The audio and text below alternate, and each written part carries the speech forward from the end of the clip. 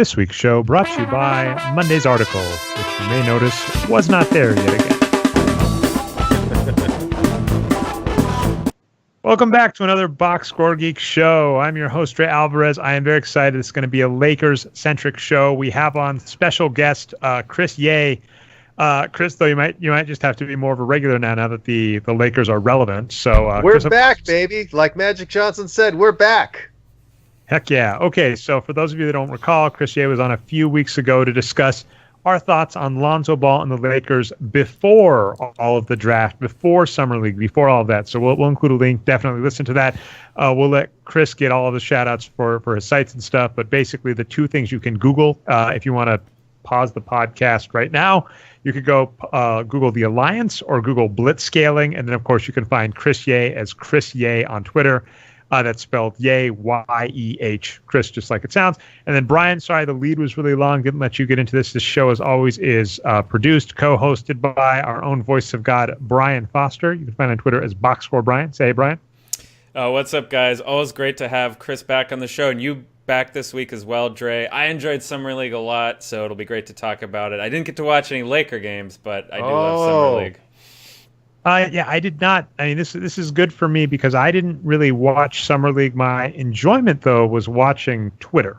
So let's get into the very obvious topic thing we're going to discuss. We're going to talk Lonzo Ball. So for those of you who don't recall... Lonzo. Okay, so for a few things for those who don't recall. Chris, you said that you were watching, not the draft, you were watching the thing that they do to decide who... The lottery. The draft, like it's weird to call it the draft lottery, meaning the selection of who's going to get the pick, so not the actual who picks who. And you started cheering to the confusion of your family when you found out the Lakers got the number 2 pick. I was jumping up and down, fist pumping, celebrating, doing everything I could possibly imagine over the Lakers getting the second pick in the draft because I knew it meant that they were going to select Lonzo Ball and that Lonzo was the transformative talent the Lakers needed to finally come back. And let's, I mean, to rewind back in time, at the time you said, well, sorry, too many use of the word time, but when we recorded that, you basically said Lonzo is clearly the best. All the numbers say he's great. He clearly looks like he's going to the Lakers. You're not that worried. The great thing I love that you brought up that I don't think people realize is, pre-social media era, the Lakers had just as much of a malcontent in Kobe Bryant's father. So that's right. It's just that in the age of social media, everybody's overreacting to LeVar Ball. Yeah. But so you said, obviously the great pick, he's going to get it. And I think this was the year to win it because in previous years, unfortunately, right, you could have had Karl Anthony Towns. I would have loved Karl Anthony Towns on the Lakers as opposed to... Amazing. Would have been wonderful. Sadly, could not get him. Yeah, so this was the year to get number 2, though, because everybody was after Markelle Fultz. Right. To the point that the 76ers... traded up for him, which is they arguably gave up more than a number 1 pick, which is, I want to give us a brief shout out to a piece I haven't written yet, or may never write. That's what I discover when I talk about the show. We've got time machines now. Yeah. But Dave Barry noted that players with losing records really don't get into the NBA for the most part. I think he said most players that get drafted have like a 70 to 80% win rate in college. So Markelle is amazing. Not that we think he's a great player, though the numbers did say he was okay in college. He's amazing that I think he's like the worst team record number 1 pick to go number 1 in NBA history. I'll have to look it up, but I think you're probably right. The only other recent one I can think of, Dre, is Ben Simmons. His LSU team wasn't very good, but generally these are teams like. But it wasn't as bad as that Washington team. I mean, his LSU team nearly made the tournament. Washington, I think under 500 record, right? Under 25% of its games. Yeah, so I mean, to be fair, I want to give Markelle a lot of credit in that he is an amazing player, the likes of which we haven't seen drafted number 1 before. But the funny follow-up is that's actually, in my opinion, a step back for the analytics revolution because what you're saying is the most analytics savvy team, according to fools, apologies. Sam Hinkie follows me on Twitter. I'm waiting for the day he blocked me. I'm really confused. It's got to go the other way at some point where he goes from following to blocking. He's a professor now in your neck of the woods, Chris, right? So he's got to be academically following, the important people. Oh yeah, I'm looking forward to running into him at some point in time. yeah. I don't know if we're the academic people to follow, but all I was going to say is, a few years ago, everybody was on board with the 76ers analytics savvy gaming the draft, and they've basically gone back in time since the Hinkie days, which is amusing. Right. But Lonzo Ball. Oh, go ahead. I was going to say, the funny thing is, they did reasonably well in the draft. They got Nerlens Noel in the draft, cleverly, who's been great, just not for them. They got Joel Embiid, who shows promise. Admittedly, people are a lot more excited about him than the stats would necessarily warrant, but he was excellent coming out of college. Apologies, I've done this to you before, and something we're going to have to discuss is the magic effect, Chris. Yes. I actually agree with people's optimism on Joel Embiid because I actually crunched the numbers. I'll try and remember the link, Brian, in the show notes. But I crunched the numbers when our number said he was below average. And what I found is for this brief month, he was a 200 wins per 48 player who also, if you examined the new tracking data for defense, looked amazing on defense. So I was actually very happy because I said, you know what? He is actually as good as people are hoping. But my concerns were he's not a true rookie. He's a third-year rookie, and he is yet to play over 30 minutes a game in the NBA.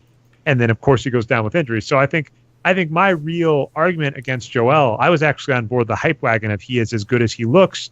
It was more me going, why don't you be patient and wait till he is actually healthy on the court? Right. And it goes down with a minor injury, says the 76ers. And then, of course, they go, actually, we're shutting him down for the season. So right. And availability is a skill, right? If you look at somebody like AC Green, by the way, amazing player, created God knows how many wins over his career, part of many championships. Lakers, by the way. What's that? Is his number retired by the Lakers? I don't think it's been retired yet. I think it should be. I think that all those members of the Showtime Lakers should be retired by the Lakers. But AC in particular, hugely valuable player, durable as heck, the Iron Man, and of course, famously, the Virgin. That's right. Oh yeah, if you have you read Jeff Pearlman's Showtime Lakers?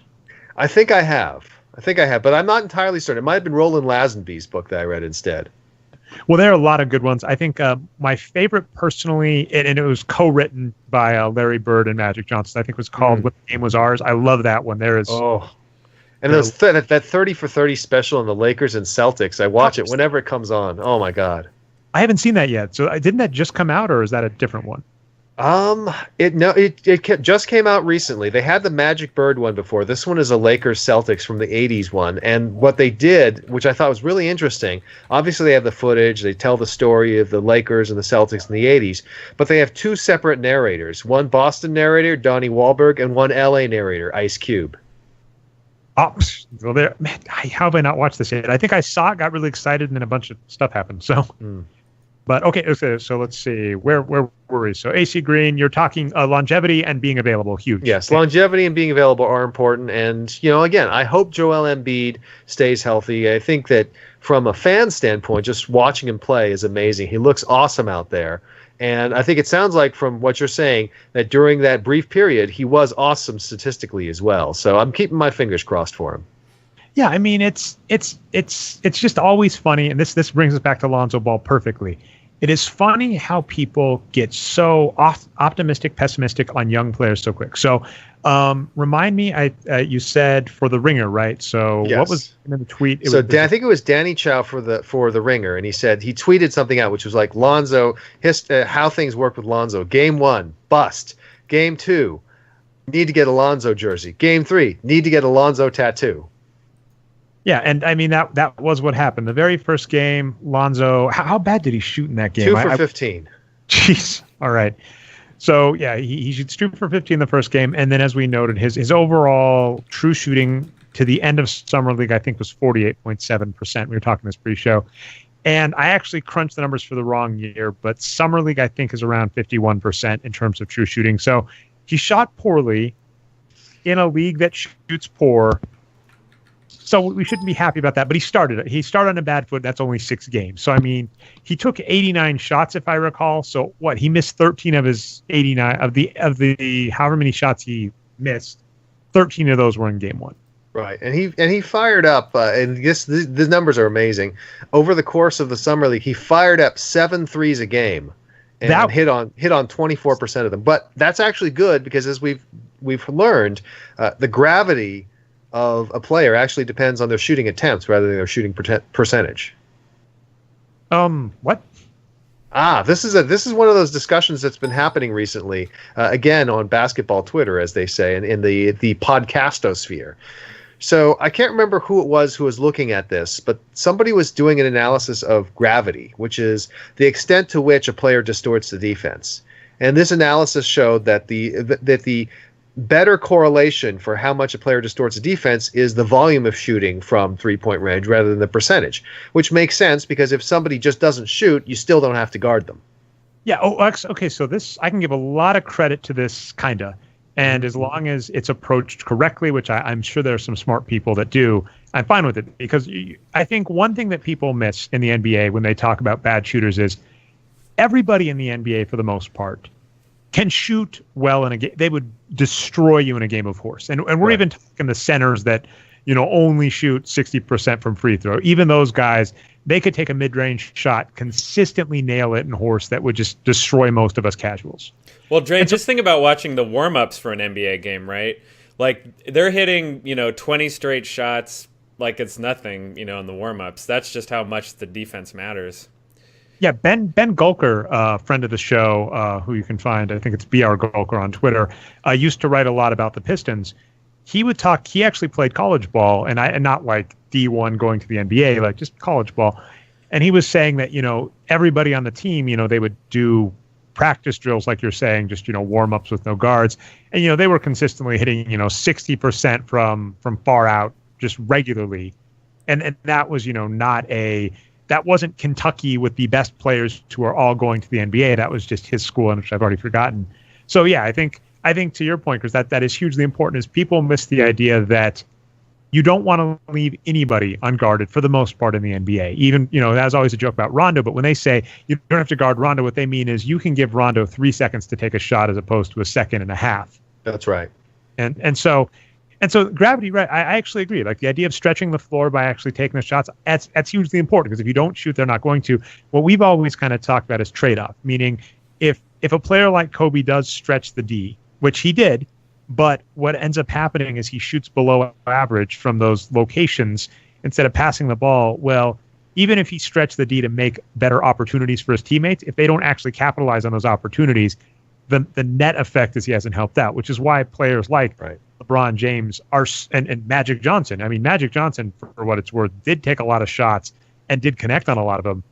But that was the key, is he also passed it. And so as long as you acknowledge the trade-off. And Magic wasn't a great three-point shooter. He managed to get to about league average or so towards the end of his career, but he was never great, and he shot this weird set shot. I think the other thing to note about Lonzo is my personal belief is that the 24% from three-point range shooting in Summer League is a small numbers aberration. I think that he shot very consistently from three-point range in college. I think he shot very consistently from three-point range when he was in high school. And if the Lakers in a year from now say, well, Lonzo shot 24% while taking 7 threes a game and playing 82 games, I would say, wow, there's something really wrong there. Because if you really are a 24% shooter, you shouldn't take 7 threes a game. But as we actually were starting to talk, that's really promising, and he took 7. Yeah. It's a funny one where Kobe Bryant, his shot selection for taking contested shots was just a problem, right? It was never good. But someone who's going to take a lot of threes, I'm not going to feel bad. And Brian, of course, will remember this. There was a point this season where what did he go, like 1 for 10, 0 for 10, right before he broke the record for in a game, Brian. Right. Oh, Steph Curry. Yeah. Yep. Yeah, that's right.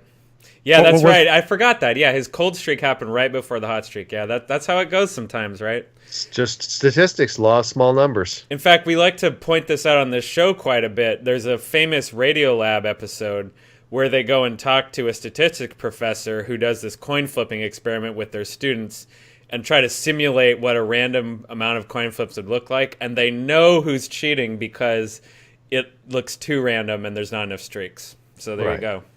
Go ahead. I was going to say, and I think it probably is also worth noting that Lonzo shot above 50% from 2-point range. It was just the abysmal 3-point range, that 3-point shooting, that brought down his shooting average.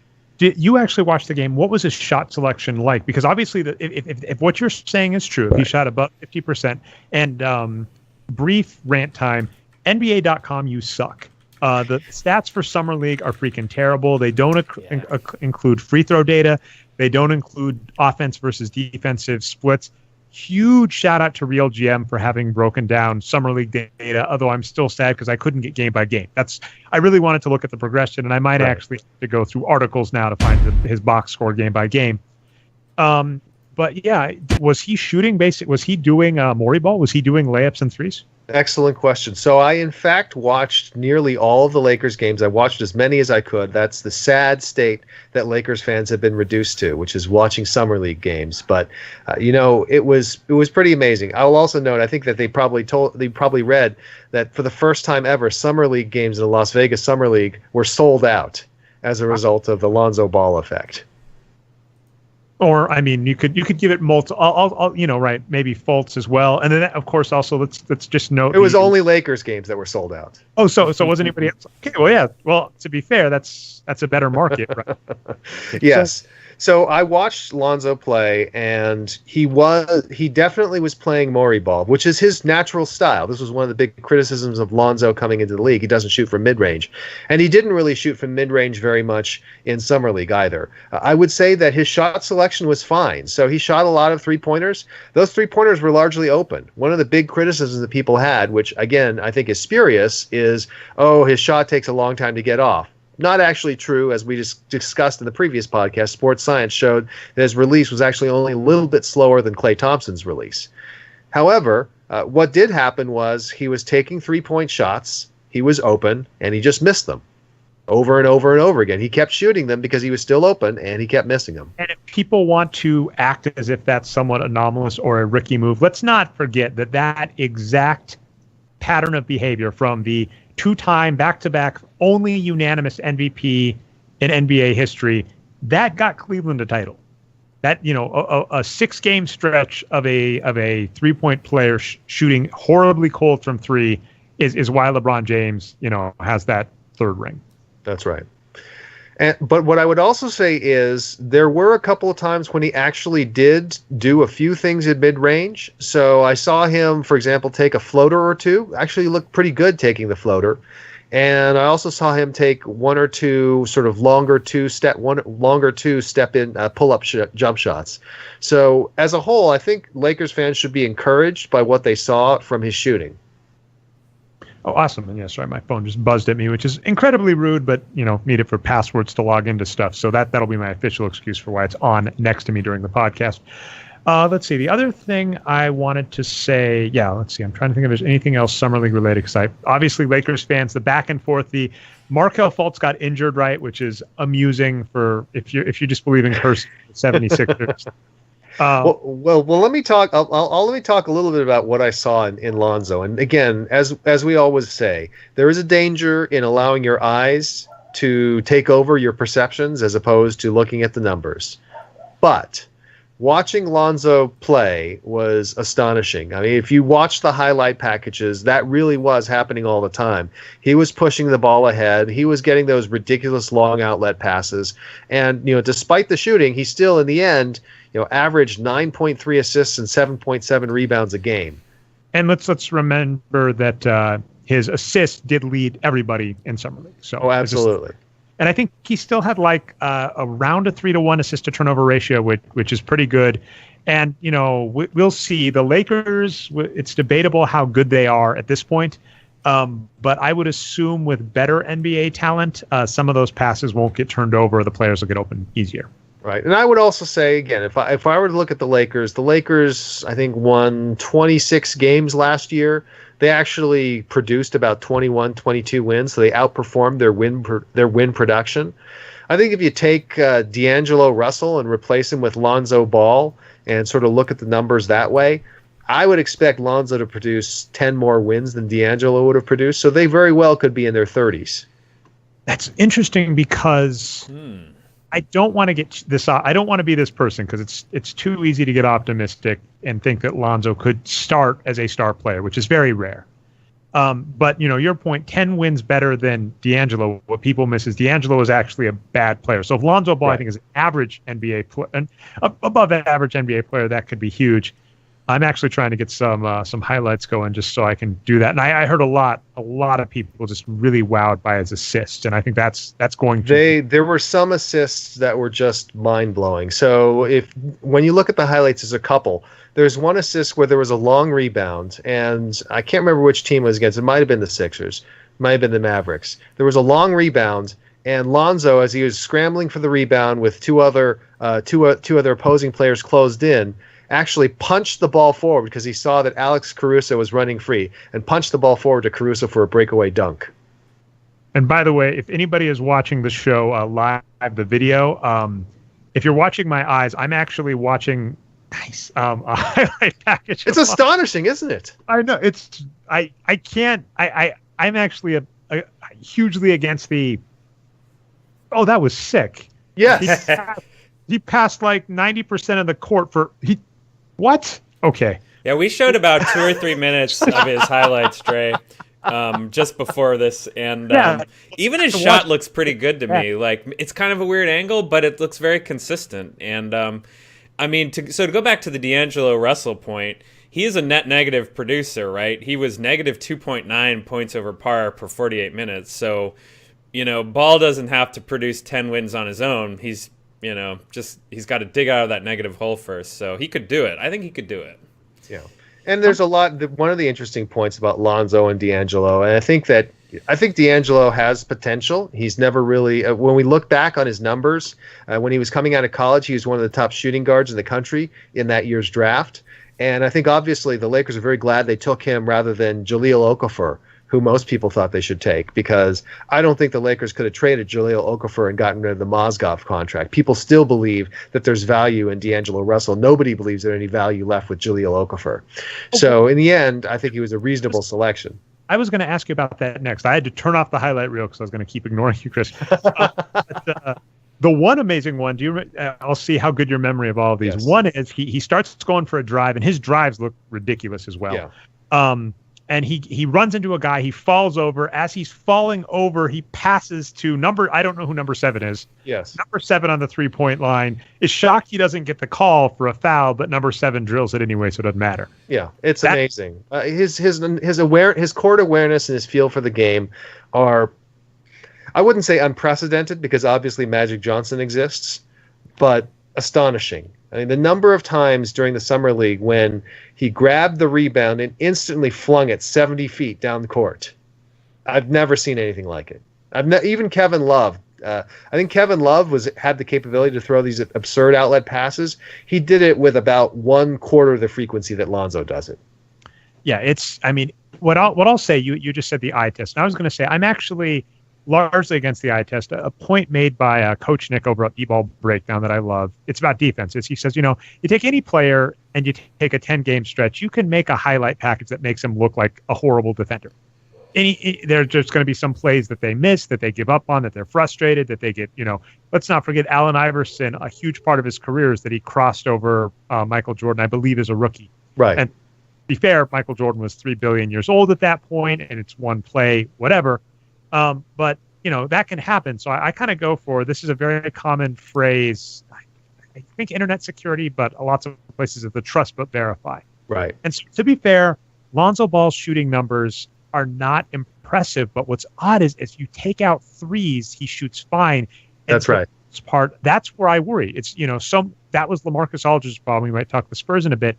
The problem with LaMarcus Aldridge isn't that he doesn't have all the skills. It's not that the numbers say he can't shoot. The numbers just say that he takes bad shots. Whereas Lonzo Ball, as we've noted, on 7 threes a game, which is 42 threes, which is almost half of his shots. He took 89 shots total. On half of those, he missed. So you said 24%. So that's 75%. I should just be looking at the stats. But he missed 5.3 threes a game. Right. Okay. As long as you believe that can come up, everything else looks good. So from the trust but verify, Lonzo's 2-point shooting, his assisting, his stealing, his blocking. He got a block a game too. Yep. Led all guards in the Summer League in blocks per game. So everything for the most part looks good. And the only thing to kind of like follow up on to like, hey, we should check back in 2 weeks to make sure, that's cleared up for Lonzo is if his 3-point shooting still looks horrendous 20 games into the NBA season, there might be something wrong.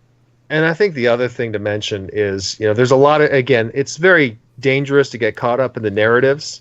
One of the narratives around Lonzo is the way he changes the culture of a team. So UCLA 2 seasons ago, 14 and 17, people are calling for the coach's head. Exact same players come back, plus Lonzo Ball, TJ Leaf, and all of a sudden they're a national championship contender. Everyone loves each other. Everyone's throwing the extra pass, playing generously and whatnot. This Lakers Summer League team, obviously, first of all, there was Kyle Kuzma, who was a late first-round draft pick who looked like a lottery pick as a result of Lonzo, and obviously his own skills. But Kuzma looked like the second coming of James Worthy. He was leaking out and getting 3 or 4 dunks a game off those crazy long Lonzo outlet passes. And then the rest of the team began passing the ball like crazy as well. The number of times the teams made the hockey assist play to keep moving the ball, and there was no ball stopping. There was no one-on-one people going one-on-one. Even people like Vander Blue, who's from the Lakers G League team, who is a notorious ball hog, was making extra passes. So it really was contagious in the summer league, and it'll be interesting to see if it carries over in the real season. Well, I mean, what's always funny to me when there is the narrative about floor stretchers and floor spacers and floor generals, like I keep bringing up Kobe, is just so easy. Right. Is what always bugged me is I'd go, there is not, in my opinion, an easy way to quantify some attitude that rubs off on the team, but you can very easily quantify assists and players that pass. Right. And we know that too, by the way. One of the most variable things on NBA teams, which means it's really hard to quantify and people shouldn't overreact. So this is why we're cautioning people on Joel on shooting efficiency and defense, which are obviously very closely intertwined. Shooting efficiency is one of the most variable things, and a large part of that is how is the offense run? Who is passing the ball? So I think you should be very excited about Lonzo in terms of changing a culture, and that if you've got this pass-first guy that can make some ridiculous passes, it looks very scary. You can't sleep on Lonzo. That's it, at any point from that highlight reel, any point on the court, and the numbers back us up. Him leading the assists. If you fall asleep on him, he's going to get an open pass. It also is the case. It also is the case that every person on a team was running hard the entire time. Like that is one of the things that is sort of dispiriting about Kobe ball. The notion of, well, I'm just never going to get the ball. I'm here to rebound and play defense, and I'm never going to get the ball. So those guys are playing hard on defense and rebound. Again, the Lakers won championships that way. They had amazing players like Pau Gasol, but you don't have players running because they know, somebody's going to get me the ball. No, when they run out, if Kobe's trailing behind, Kobe's going to keep the ball and take it himself. Whereas with Lonzo, the key advantage is everyone realizes I'm just going to run. And if I'm the one who gets open, he's going to find me. I remember this kind of anecdotally. I'm trying to remember the guy. It was a horrible first-round pick by the Lakers, a center that just really fell apart, and it was a huge regret. You probably remember better than me. Mm. But I seem to recall... Talking to Andrew Bynum, Dre. He was good, then got hurt. Bynum was He was great at the beginning, very good when he was healthy. Yeah, he was great when he was healthy. He was always good for the Lakers, with the exception of his rookie year. And again, he was a 17-year-old rookie. But, his body fell apart. Yep. Well, I'm talking Magic era. Like Magic kept throwing.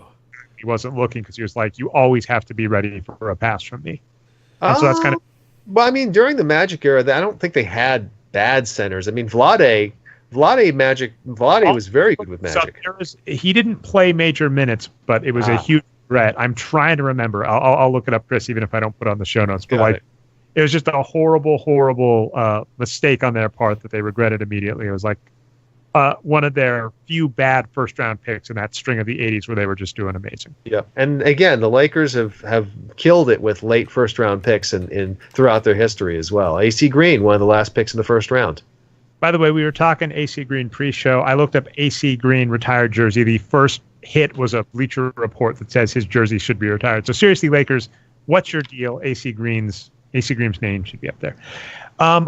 We might have more to talk Lonzo Ball. I actually wanted to talk Paul George because this shocked me. In that everything seems to be going in a way that I don't have a problem with. I am, first off, amazed at how confident people are and what a difference Paul George is going to make. There are people that are upset that he didn't go to the Cavaliers. Cavaliers, and by the way, clearly the Cavaliers, I don't know what's going on there. Oh, they're falling apart.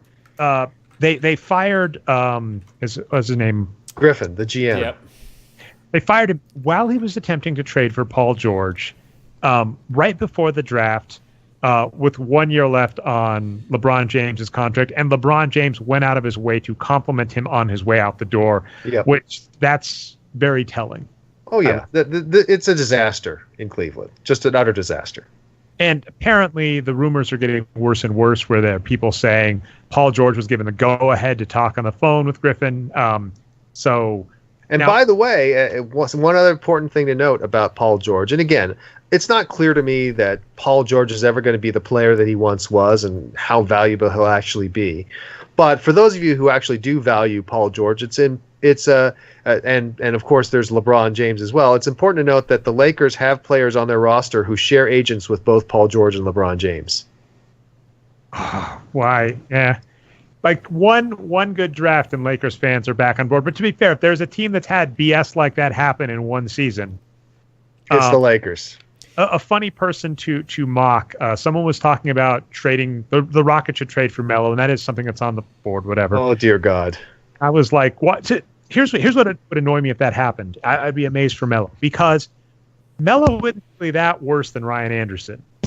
Ryan Anderson was once a very good player. He's kind of old at this point. He was a bad signing for that contract. So they have Chris Paul. They have James Harden. They have Clint Capella. They took Tarek Black from your Lakers, Chris. You must be upset about that. The Lakers. I don't know how I feel about this. The Lakers gave up Tarek Black so they could sign Kentavious Caldwell-Pope. That's essentially the transaction. They said they thought they could use the money to sign someone else instead. They got Caldwell-Pope. We should talk about him a little bit as well at some point in time. Now bounced back and forth from the Rockets and the Lakers. Hasn't that been a full circle? That's right. He's gone back and forth multiple times. Let me also point out that Carmelo Anthony has, in his entire career, been above average, exactly a net contributor exactly twice. That's not bad. No. His single best year, he was 1.1 points over par per 48 minutes.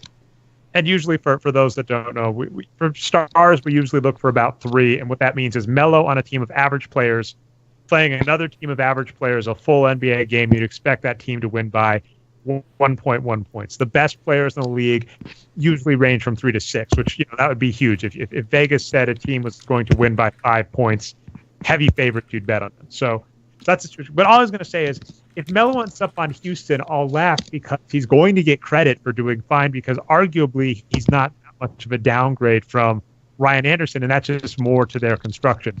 But someone, when I noted that, came back and said, well, that gives the Rockets a better chance of signing LeBron James. And I was like, that is one of the most interesting bits of logic I've heard to sign a bad player. It does make sense. Why does Cleveland sign people like J.R. Smith? Well, what was fascinating about J.R., right, is they were kind of out of money and they had him, and you kind of were forced into, you can't really pay free agents, but you can overpay players you have. And now let's do a quick look up on J.R. Smith. J.R. Smith. The last time he was above average, the last time he was a net contributor was in 2015, and he is another guy who has been horrible throughout his career. He's only been above average 1, 2, 3, 4 times. Okay, so he's better than Carmelo. He's been above average 4 times as opposed to Carmelo's 3. As a side note, it was close. I was going to say T.J. McConnell last year produced more wins than Carmelo Anthony did in any season except for one, his single best season, and more wins in a season than J.R. Smith has ever produced. I would love T.J. McConnell on the Nuggets, to be honest. And also, I recall they were targeting him for the Cavaliers. So that should give you a sign of how things were. Griffin is it Griffin or Griffith? Griffin was targeting T.J. McConnell, was targeting Paul George. Now, Here's what I was going to say on that. Paul George, I don't think was going to save the Cavaliers. No. Just to recap, Paul George was very good when he was young, got injured, came back, was played out of position, and even when he's been played more as a small forward, he seemed like a good, not great player. That's right. So I don't think he was going to help the Cavaliers. The big name on the block was the Lakers. But here's why I'm happy with how things turned out. The Oklahoma City Thunder are one of the few teams. What they managed to do is they shed a horrible contract. They shed a drunk contract. By that, what I mean is Victor Oladipo, to that amount of money, someone had to have been drunk for that to happen. Oh, you know what happened? They gave him that money because they thought it would help them keep Westbrook, not realizing it would help them. It would hurt them in keeping Westbrook. So they got rid of Oladipo, and basically what the Thunder are doing now, this is I'm perfectly fine with this. They're saying we are hoping that Paul George will make us better next year, which he will. That's a guarantee. So he's an upgrade. That's the key part. Is they basically took a bad contract for 20 some odd million, turned it into a better contract for 20 some odd million. We say neither of those players deserves that money right now, but one's an upgrade. So the Thunder will be better next season. They're hoping that is going to convince both Paul George and Westbrook to stay, which it might not. So that's good for the Thunder. And it's also really good for the Lakers because the Lakers don't have to give up assets now for Paul George. And if Paul George bounces back next season, or this is the other thing I was saying about Paul George that can make him work for the Lakers. If Paul George brings another big name, and you just mentioned the big name, LeBron James. Yep. Paul George brings another big name with him through the door. He's worth it, even if they You're absolutely right. If Paul George can bring either Russell Westbrook or LeBron James, it's like somebody bringing a supermodel to a club and getting into the club. Everyone's happy. And I mean, I've called this before and passed the Ray Allen principle because what's funny is he lived up to his contract, but Brian's pointed out, if you look at the numbers, Ray Allen was on a downward trend before going to the Celtics. And could argue he was overpaid and they should have given him money, but because they signed him, Kevin Garnett agreed to come over. So it's basically like you will overpay Ray Allen if it means you get KG. You will overpay Paul George if you get a star. And then it managed to work out. So I think this looks really good for everybody involved. And the other weird name, I'm trying to think if there's anything more to say about Paul George. Basically, it's good for the Lakers. They didn't give up assets for him. That's right. I completely agree with that. I was very happy. The notion of giving up assets for Paul George is terrifying to me. Although, again, I think the Lakers are going to have to give up assets at some point. They need to get rid of some of their salaries, and they need to get rid of that atrociously bad Luol Deng contract. They might end up doing a stretch, which I mean they can afford to eat. That was something interesting. I recall at one point back in the day, I was looking over the Lakers. The Lakers are, because they were a big market team, there was a point in their history they just had like 10 retired players on their books because they had stretched their contracts. Exactly. So if there's a team that can afford to do what the Lakers can, there might be some names even from Golden State would they balloon over. Absolutely. And by the way, Ray Allen, I will speak up I will speak up on behalf of Ray Allen. Ray Allen, only below average, well above average player for most of his career, a star for at least 1 year, but a very solid player for most of his years in Boston. And then also what would be interesting is we've talked to some players like this, and this is why Lonzo Ball with that many three-point shots is fascinating. There are players in NBA history that I wonder if they would have been more valuable if they were given the green light to shoot as much and take as many threes. One player I got to give, so this is interesting, Phil. Another thing that's happened with the Lakers, you shed D'Angelo, which was kind of, who did you get back as a push? I don't think that player. Well, this is brilliant. So the Lakers traded Mozgov and D'Angelo Russell for Brook Lopez and the pick that became Kyle Kuzma. Interesting. And I forget, you know better than me. How did Kyle Kuzma look in college? He looked decent. But only okay. I think that the word was that he shot 32% from 3-point range, and people got really excited because at the combine he shot really well from NBA range. And I'm like, come on, that's small sample size. You got to be kidding me. The Lakers draft him. I'm like, oh geez, I can't believe we wasted a pick on this guy. And then Summer League comes around and he looks amazing. And part of that is he shot 48%. He shot 48% from 3 on 7.1 attempts per game. Huh. Well, the other thing is he got a ton of layups and dunks because as a nominal power forward with great athleticism, he was getting out there and going for uncontested dunk after uncontested dunk as Lonzo found him. Well, I mean, you recall that was the joke with Clint Capella on the Rockets. Mike D'Antoni said it as well, but the idea being he was saying now that he has Chris Paul and James Harden, he might lead the league in points because he's just going to get so many easy, uncontested shots right next to the rim. And quite possible, and Capella is a very good player. Yeah, We like him, and so one advantage you just said, not sure if he's worth the pick. I mean, one advantage with any draft pick, and this includes Markelle Fultz, for instance, is you don't lose out on a draft pick. They are so woefully underpaid. They're dirt cheap. They're dirt cheap, and this is, I will say this. I think the Lakers fans are very excited about Kyle Kuzma at this point. I mean, he looks like a prototypical NBA power forward of this era, which is to say a guy who can shoot the three, can run in transition, can switch on defense and guard smaller players. So I think he looks very valuable. Hell, Lakers fans they get carried away. So they're already talking about, well, we got to trade Randall to open up room for this guy. Although it wasn't Randall. Like all of the great picks the Lakers have kind of looked bad now. I still wonder if they just weren't ruined. I mean, it's a rough thing to say, but the Lakers had dysfunctional bad Kobe, Byron Scott, bad things happened. The buses just being terrible in general. So it's hard to say. I mean, young players are so volatile. It's hard to know. I think that what the Lakers are going to try to do is they're going to try to run the same scam that the Lakers ran in the 1980s. So here, this is the beautiful Lakers scam in the Magic Johnson era. Bring in players, have Magic make them look awesome, and then trade them. That's like the Moneyball. The Billy Bean would do that with relievers, right? The idea being you get a reliever, they look good. You trade the reliever, you get a reliever that looks bad, but the numbers say better, and you just repeat. And again, at one point in time, the Lakers were talking with the Rockets about a trade for Olajuwon centered around James Worthy. Now, I love James Worthy. James Worthy cannot hold a candle to Hakeem Olajuwon in any way, shape, or form.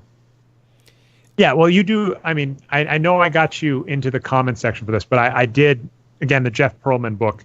I did go over how the Ralph Sampson's James Worthy no trade. Yeah. There was a point where basically the trade would have been, we'll trade you James Worthy for Ralph Sampson, or maybe Terry Cummings, I believe, but one of those guys. Probably Ralph Sampson. James Worthy, by the way, Terry Cummings, and Dominique Wilkins were all drafted in that same draft, and the Lakers had to decide whether they were going to take Worthy, Dominique, or Terry Cummings.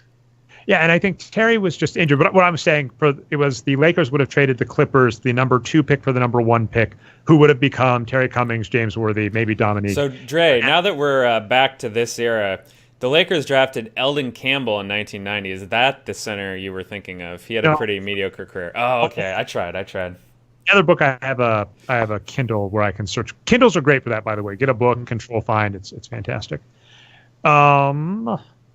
So sorry, I completely lost. Yeah, you nailed me at that, Brian. Eldon Campbell, he can do that. Eldon Campbell, we used to call him the T-Rex because he had such short arms. Him and Kevin Willis, the shortest arms of that era. Say how that no trade for Ralph Sampson ended up with James Worthy probably got them, I think, another 2, maybe 3 titles, and was just so key. Yeah. And my argument was to try to get Lakers fans to be a little less upset. I said that trade is basically the karmatic justice for the Chris Paul no trade. It was basically the inverse. Oh, no. Lakers fans will go to their graves cursing the name of David Stern. Oh, yeah, if you'd gotten Chris Paul, I think you would have had Chris Paul, Dwight Howard, and maybe not a title, because it's always tough to get a title, but at least another 1 or 2 title runs. Starting to get some. Actually, but you know what? We don't need Chris Paul. We've got Lonzo Ball. Hey. Right. Okay, so let's get into this, because an article you wrote way back in the day for Wage the Winds that I edited, maybe to your dismay, and what came up is you called the Magic Johnson effect. What happened is when Magic Johnson was forced to retire early because of HIV, obviously the Lakers went downhill. And I looked at the Lakers next season and said, actually, a bunch of these players played pretty much just as well as they had the season before. The major thing that killed the Lakers was the injuries to James Worthy, Vlade Divac, and Magic Johnson leaving. Absolutely.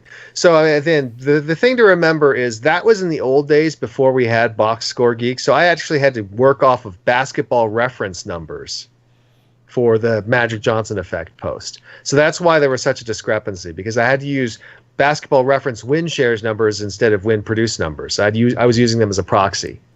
Okay, and so you're absolutely right that a lot of the fall off can be attributed to injuries to Vlade and James Worthy. There's no question about it. But if you look collectively at the Lakers in 91, the Lakers at 92, what I did was I looked at the actual wins produced numbers, and I pulled out the effects of Magic and Sedale Threatt, who actually did a credible job of filling in for Magic. He came in 1992, and he was above average, and he produced 9 wins, which is darn good for a starting point guard. Oh, yeah. I'd take it. I'd take that over, what's his name? That's better than Carmelo Anthony's ever done in his career. I'd take that over Emmanuel Mudiay in a heartbeat right now. Oh, my God. That's right. You have Emmanuel Mudiay. You know, when that draft happened, as a Lakers fan, I was actually worried. I was thinking, gosh, are we going to regret choosing D'Angelo Russell over Emmanuel Mudiay? Because I always tell people, you know, you can't teach that kind of athleticism, and D'Angelo has some skills, but is just not that sort of athlete. And if Mudiay could actually put it together and learn how to shoot, he would be amazing. Obviously, he's proven that he's in the school of athletes who will never learn how to shoot. I would say never because he's still young, but I mean, if you approach that 4th year of your rookie contract and you haven't sniffed being average, I get terrible. He's shooting 35% for his career, not from 3, from 2.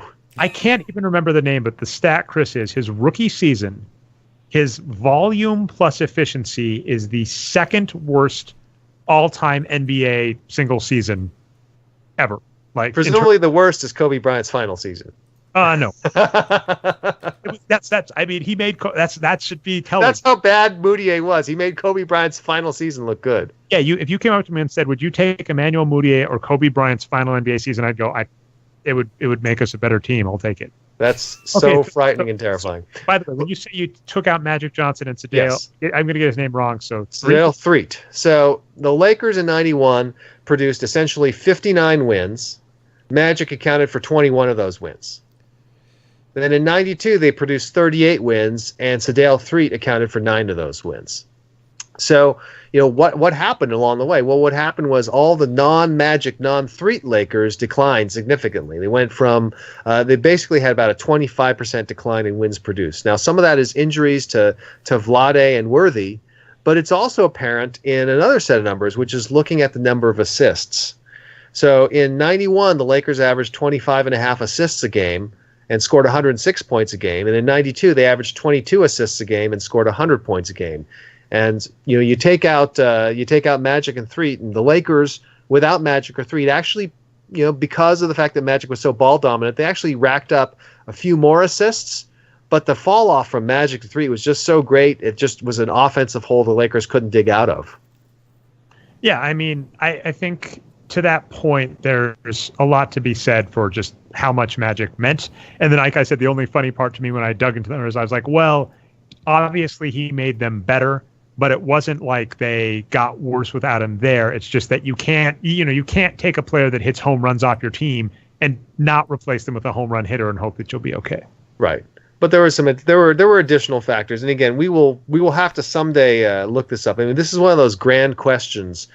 This was one of those grand questions of basketball, which is, are there players who make other players better? You know, we should probably look at Chris Paul joining the Clippers as another example. Well, I think that was a funny one. Before and after. Not right now, not in real time. Yeah. We don't have time to do that. Let's go. The hard problem with those is age. So, for instance, like DeAndre Jordan got better, but DeAndre Jordan was a young player before Chris Paul. Hey, my dog just came into the office and is lying dangerously close to my power cord, so please don't knock everything out. If you go off there, we know what happens. But yeah, the make them better, I think it's always going to be, you have to look for assisters, I think, because it's always a trade-off where if they have the ball in their hand, you don't get the ball in your hand. That's right. All right, speaking of a player with the ball in the hand, I can't believe this happened. Oh my goodness, yes. I'm looking forward to this. Nick Young went to the Warriors. I did not see that coming. Swaggy P, the much beloved Swaggy P. And so what was funny is, started this offseason, you actually pinged me and said that the Warriors pick up Jordan Bell. Obviously, they get back Kevin Durant for a discount. And so I'm watching, I'm going, man, the Warriors, these guys, light years ahead. And then they spend the money that Nick Young gave them on. To be fair, one was good, Andre Iguodala and Nick Young. And only explanation I can have for this is if it was to just make Kevin Durant happy. That's all I got, or them being dumb. There's no, you don't need of all the players you need on that team, Nick Young is like the fourth most redundant. That's all he does is shoot not very well. I got a lot of opinions on this, Dre. All right, so let's talk about Nick Young just for a second. Then Brian, you should get in. I claim the right to talk about Nick Young first because I had him on the Lakers and have watched him for a number of years. Nick Young is truly a prince among men in terms of providing entertainment value and in terms of providing swagger. However, swagger does not translate to wins, and Nick Young is surely one of the worst players of all time. In fact, this is the absolutely amazing stat. Last year was his best year ever. He was, of course, still below average and a net negative contributor. But would you believe that last year was the second year in his career that he did not have a negative wins produced per 48? That he was not actively hurting his team in terms of wins.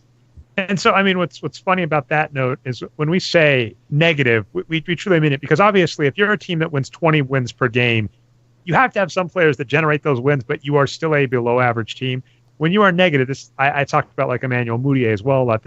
This means that you are so bad that not only is your team expected to lose the game, you are negating the impact of any positive player. So that's like when, Larry Nance Jr. goes out and puts up a triple-double, we are saying Nick Young is negating part of that effect with how bad he's playing. That's right. And it is astonishing how bad Nick Young is. Now, again, I have affection for Nick Young because he is quite a character. He's very entertaining. And I will say that, Nick Young has, I think, had a reasonably good influence on the Lakers. He actually tried on defense. But there is no excuse for the Warriors to sign him. The only way I could possibly justify it is by saying that they figured that at least he would probably be cheaper than Ian Clark. Yes, that's true. Like I said, my only Ian Clark sucks too, by the way, but he's young and might not suck. Yes. In the future. My only justification was if Curry, Durant, or Draymond Green came up to you and said, "I'm going to be resigning soon, and I really like Nick Young." Right. And, well, if Kevin Durant took a $9 million pay cut, I think they're paying Nick Young $5 million. So by my count, if that was the deal, the Warriors came out $4 million ahead. Yep. Yeah, we can't. And I mean, by the way, we say this all the time, just to be clear, all the power in the world to Nick Young for getting that deal. It's remarkable. I don't get it, but I am fond of Nick Young as a person. I think that Lakers fans still love him, even though they know he's a knucklehead and is no good on the court. He's just enormously entertaining, much in the same way that we still have enormous affection for Nick Van Exel, despite the fact that he's not as good as his reputation would have you think. And I mean, to be fair, I've also brought this up before. Carmelo Anthony is very much the same way for me, where, the problems he had. Nick Young is so bad, he makes Carmelo Anthony look good. That is true, but what I'm saying is the only issues I can have with Carmelo Anthony, a lot of it seems maturity, and it is really funny to notice that. We're like, I remember some of the stuff I did in college, and it's important to remember when you're talking about NBA players, for many of them, that's college years, right? That's right. How could they be so stupid and get high? That happened with Melo. Melo got caught with marijuana in his bag on a trip. Big freaking deal. Exactly. And I was going to say is that, think of any of your friends in college. One of them has a story like that. They accidentally went through DIA with a bong in their bag. Never happened to me. So just to be clear there, that could have happened. But Melo seems like a perfectly nice person. I would probably enjoy hanging out with him off the court. When we start analyzing players through the lens of how good can you put a ball through the hoop, that makes it very hard. Right. But let's again return to one other quick note, which is we mentioned it in passing. It is absurd, absolutely absurd, that the Chicago Bulls sold Jordan Bell to the Warriors, sold the pick to the Warriors for cash. That was the Bulls? Yeah. The Bulls had that pick. They sold the pick to the Warriors for cash. The Warriors used to get Jordan Bell. That means that the Bulls, that has to be, I couldn't get my head straight. Has there been a worse draft for a team?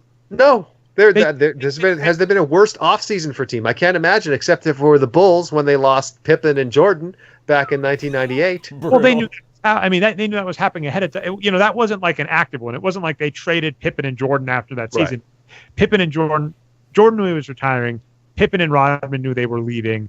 In his books, Phil Jackson has said that the way he rallied his troops around that season, they called it the last season. Right. Oh, but yeah, wow, losing Butler and selling Bell. Although, who knows on Bell? I don't have a soft He transition. looks good. No, so Dre, I have a lot on He looks Nick Young freaking here. good. He does look good. He looked great in summer league. Huge stats. He had a 16 rebound game. He had a 5-5-5-5 game. We knew you heard it. I was lamenting. I was like, oh dear God, please let the Lakers find a way to get him. And then when somebody bought him for cash, I'm like, come on, guys. Unbelievable. But so Dre, there's a lot of reporting on what happened with Nick Young and the Warriors here. So first of all, what you guys were saying about Durant, it was reported that he was recruited by Durant and Draymond Green directly. So there might have been some truth to that. Now, I was scratching my head too. I agree with everything you guys said. He is one of the worst players in the NBA, but very entertaining, so I'll be welcoming the dank memes. But so Steve Kerr was at Summer League watching the Warriors, and he had an interview with a local reporter here, Anthony Slater. And I talked about this on last week's show, so you can skip ahead if you heard that. But, just to say it again really fast, what Steve Kerr was saying is basically, we just have this system, this Warriors system, and that involves just getting as many 6'7" guys that can shoot threes and play defense as possible. We want as many poor man's Klay Thompsons as we can get. That's why we got Caspi. And Steve Kerr used Caspi and Nick Young interchangeably in this interview. He's like, yeah, we got Caspi and Young. There are two more 6'7" guys that can play defense and shoot threes. Now, we can dispute that. Like, maybe we don't think Nick Young's a great defender, and his three-point shooting has been good in some years, but not others. But that looks like... He actually tried on defense last year. I mean, we were. I was shocked. I think all Lakers fans were shocked. He actually tried. Yeah, so Kerr says, I called up, my boy Luke Walton, who's Lakers head coach, who used to coach for the Warriors the year before. He said he loves Nick Young, he loves his defense, and he recommended him to Kerr. So that's kind of how all that went down. Now, I would, of course, use an argument against that, which is basically like the Chris Kaman, Mark Cuban theory, which is some years back, 5 years ago, Mark Cuban signed Chris Kaman, and all of you guys, everyone on Wages and Wins, criticized him heavily. He came onto the message board and started replying. Which is amazing. What we said in the end was basically, so his defense, Cuban's defense is, okay, Kaman hasn't been that great in the past, but our culture here is so good on the Mavericks, and we don't dispute that. We think Cuban is one of the best owners of all time and revolutionized ownership in the NBA. Great owner, amazing guy. Great, he's great, right? But if your culture is so good at improving players, why not get a good player and improve that player to be great instead of getting a terrible player and improving them to be mediocre? That's the whole point, right? Nick Young probably is who he is at this point. Inexpensive player. I actually want to use this because we're almost out of time, and I want to jump onto the last topic. And this is okay. Perfect point. Although, if you feel like jumping back in, Brian, real fast. So the byproduct of this now, what's being reported this week, is that JaVale McGee doesn't want to re-sign with the Warriors now. He's like, why wouldn't you give me that $5 million? I was a great player for you last year. I'm not part of your plans. You want Nick Young instead. So it's a little, yeah. So they're probably going to lose McGee because of this Nick Young signing. Maybe not, but no. And I agree with you, Chris. They deserve it. They're drinking their own Kool-Aid too much, thinking we could only use these 6-7 players. So that's kind of my view of it. Anyway, sorry, Dre. Go ahead. Oh, that's fine. I love any defensive McGee because I really like him. And McGee is also a great behavioral psychology one where he does a lot of dumb things. His highlight reels of stupid plays is huge. But long. You know what? He can produce, and he absolutely produced last year. Big time. He had a great year. It was just it's one of those where we've talked about this, where the Golden State Warriors should be complacent because they did have one of the easiest walks when you take Kawhi off the Spurs. Let's talk the Spurs and up on that. They did have one of the easiest walks to the NBA Finals because of that. But you shouldn't be complacent and assume that nothing's going to happen. I mean, we've already seen in this offseason the Houston Rockets have improved. If Kawhi can stay healthy in the playoffs next season, I don't think the East is going to do anything to produce. But, heck, the Lakers may be even a dark horse as the number 8 seed. We can only hope. Chris, I'm curious because we brought up the Spurs before. We talked your great book, The Alliance. I'm hoping I really, by the way, just to kind of bury the lead ahead of time, I'm letting you know to prepare for it if there's not a chapter. You and is it Reid Hoffman again? Or yes, that's right. So you and Reid Hoffman, fantastic book, The Alliance, New York Times bestseller. Check it out. We'll include links in the show notes. You have another book coming up called Blitzscaling. I already have a site ready on it. I think I've already done some talks on it. And then what I was going to mention is I really want to hear your thoughts on like FanDuel and DraftKings because it has to fit into some of the blitzscaling. It absolutely does, and then it's going to be more fascinating because the story keeps turning. Now that the merger has been blocked, and it's like, oh my god, this is fascinating stuff. This could be a whole. I'm upset we can't do a whole podcast now, but I'm excited to wait to have that align. Hopefully, with a few more chapters in the FanDuel DraftKings story, and then with blitzscaling actually being released. Yep. But so we talked the Alliance, and a lot of that is about proper corporate culture, and like, for instance, things like corporations now don't really want to invest in training people because they're afraid they're going to lose them. Your point is instead invest in training them, but also be very cognizant of how long you expect them to stick around. So you're going to say, we're expecting you to stay at this company for 2 years. I mean, if you stay past that, it's gravy, but we're expecting you to be here a year or 2 years. And in that time, here's the improvement we'll give you. Here's what we expect in return. And then we brought up Spurs as a great cultural team.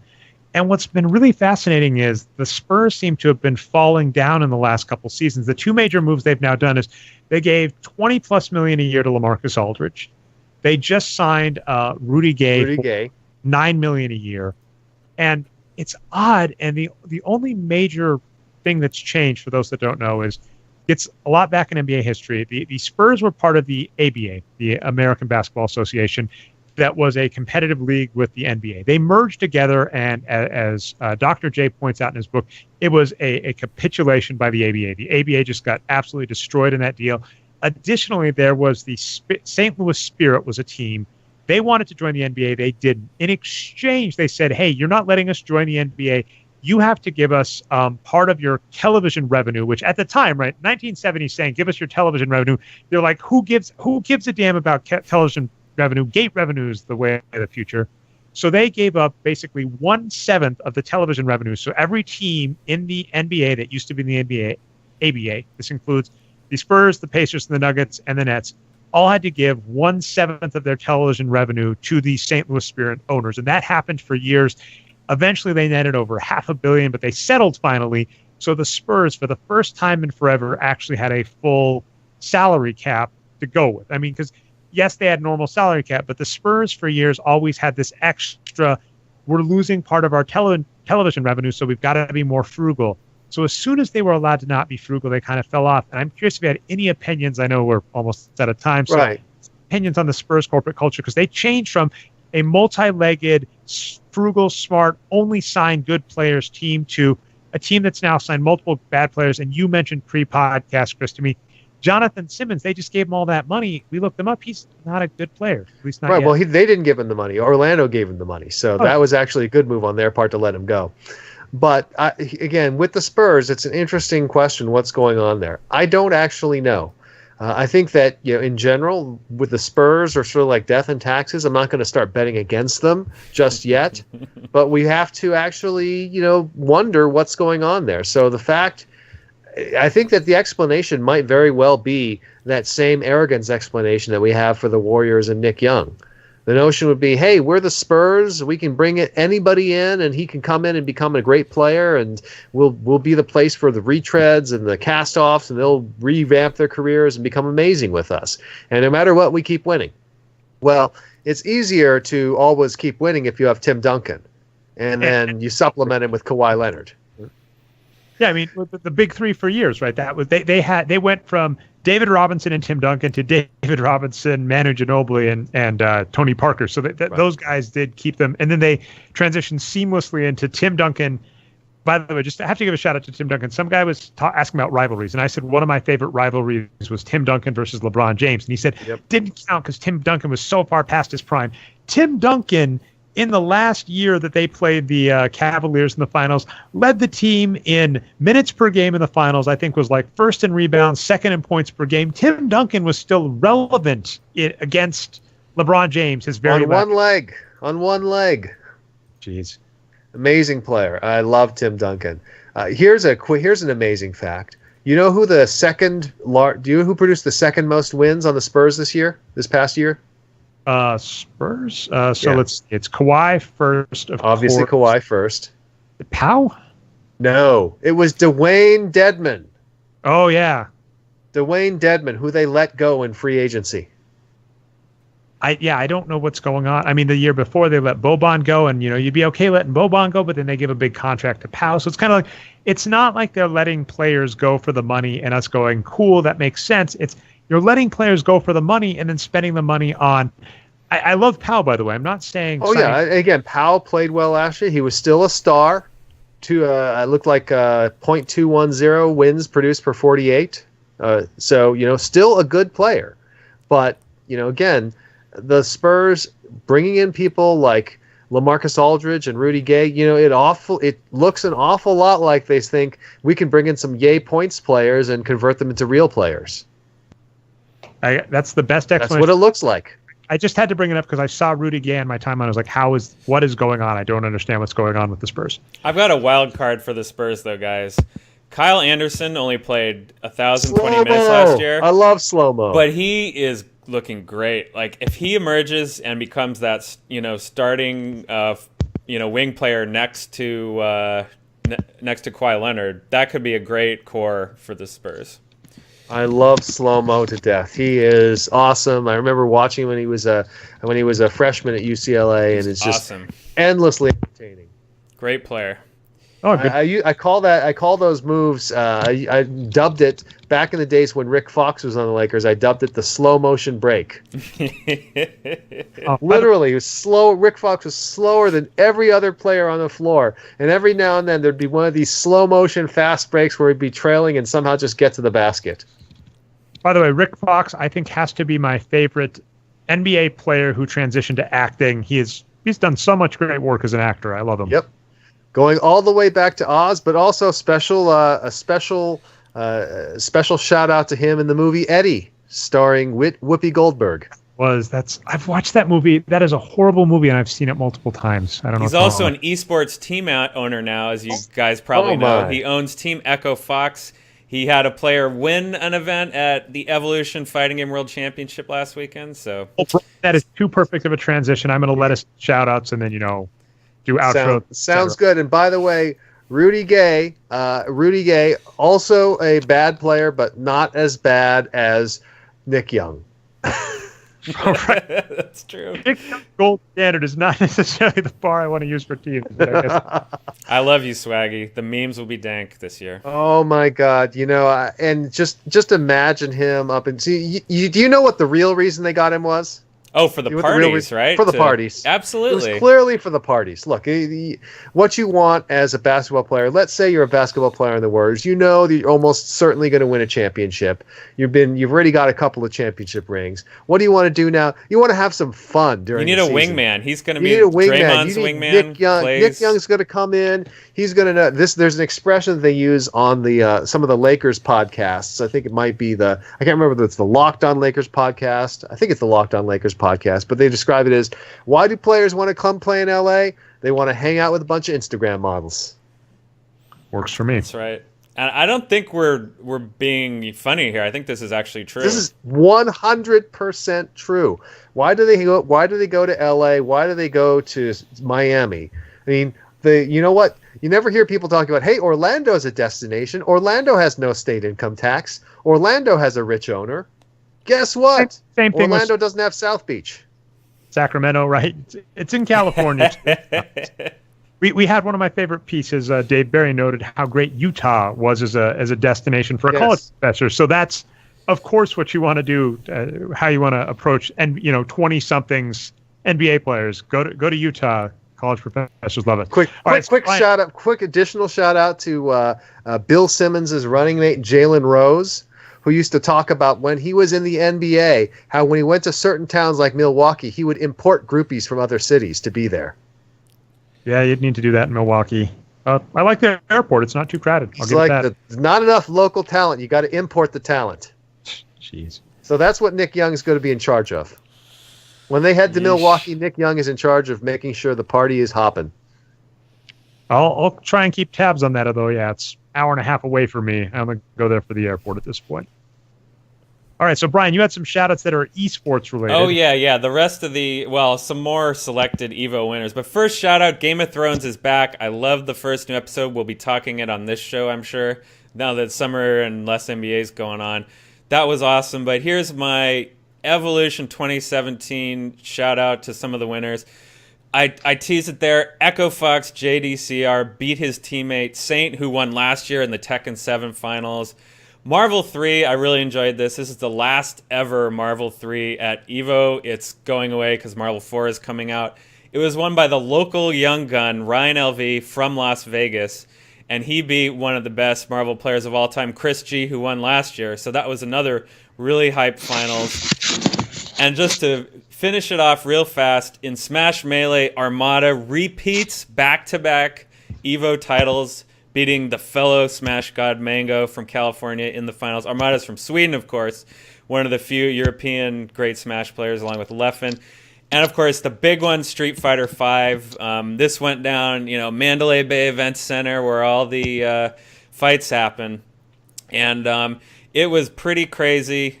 Tokido came back from losers to beat Punk twice in a row in the grand finals to take it. It was kind of predicted that he might make that comeback beforehand, even the top 8. But yeah, check it out if you guys love fighting games. It was fantastic. Those are all my shout-outs. And a side note, big shout out to JJ Redick, who will be making $23 million next year to be a below average player. That's right. I dropped him, and on last week's show, Patrick's kind of defended it. I loved last week's show, Brian. You and Patrick did a great job. With the exclusion, we've already talked about this. Patrick has a new computer, so he doesn't have his fancy mic. He has a laptop mic, and his laptop mic apparently loves picking up random scratches on his table. So we'll hopefully get that fixed in a couple of weeks. But it was a great podcast. But Patrick wasn't as mad. The JJ Redick signing, I just absolutely bashed. And if I had more time, I would be writing about it, or I was thinking about talking about it. But the Lakers, Lonzo Ball was way more fascinating to me than Redick. Isn't it amazing that 2 years ago we were saying, "My God, what's wrong with the Lakers? How are they ever going to win when they're paying Kobe Bryant $24 million? That's an absurd amount of money." Here we are 2 years later. JJ Redick, $23 million. Yeah, geez. And the other thing, 2 years later, I think. I don't know. I'd put even money that the Lakers make the playoffs before the 76ers, especially when you factor in. You and Arturo are going to have to continue that. Well, it's going to be a good one. Right. I have two shout-outs, Brian. Reddit actually gave us some love. I need to check out NBA Reddit subreddit. Oh, really? I want to see that. I love the NBA subreddit. It's not to be fair, by some love, it's a 10 post. It's not like one of them multi-thousand amazing image, but a few years ago we wrote a problem with RPM and someone actually linked it. I actually have to respond to one of the comments, but I'll save that for an actual post. I won't say my words, so I'll actually have to write it out. Great tease. I'm glad that my thoughts on what the problems with RPM were 2 to 3 years ago still rang true to someone enough to share it. So there's that. I'm also going to be, if anybody out there still plays Pokemon Go, despite the love of the internet to bash it, it's got like 65 plus million active users still. They're doing Pokemon Go Fest in Chicago next week. I will be there, so I'm giving a shout out to that. I'm very excited. Hopefully, it doesn't underwhelm like the year treasure box did or whatever. But those are my two shout outs. You already gave one to Reddit, Chris. Any more? And with that, I'll head us out. I'll just come back and just say Lonzo, Lonzo, Lonzo. I'm looking forward to it, if for nothing else than the highlight reels. All right, so this has been the Boxscore Geeks Show. Special guest Chris Ye, you can find on Twitter as Chris Ye, Y-E-H.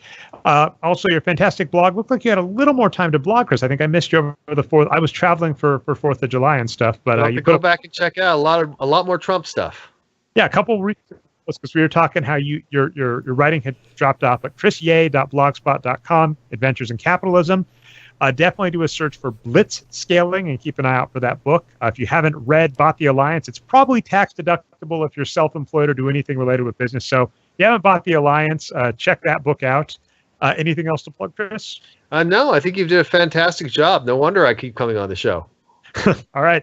Anyway, if you found us not through the website, we are at boxscoregeeks.com. Find us on iTunes and Stitcher, the Boxscore Geeks Show. Subscribe, upvote, helps us out. We go live every week, usually Tuesday or Wednesday at 9:30 p.m. Eastern Standard Time, twitch.tv/Nerd Numbers. And if you missed the live show, you can catch the recap on channel Nerd Numbers on YouTube. Thanks so much, and we will catch you next time.